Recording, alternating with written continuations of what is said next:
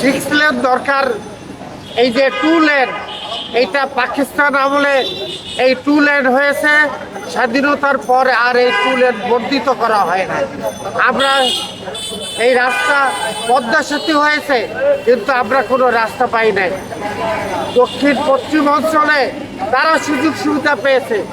আমরা আন্দোলন করেছি এই বরিশাল চেম্বার অফ কমার্স এবং এই যে আপনারা যারা মিডিয়া জগতের আছেন তারা সহ আমরা দক্ষিণ অঞ্চলবাসী আমরা আন্দোলন করেছি পদ্মা সেতুর জন্য, কিন্তু আমরা পদ্মা সেতু পেয়েছি, কিন্তু আমরা সিক্স লেন পাই নাই।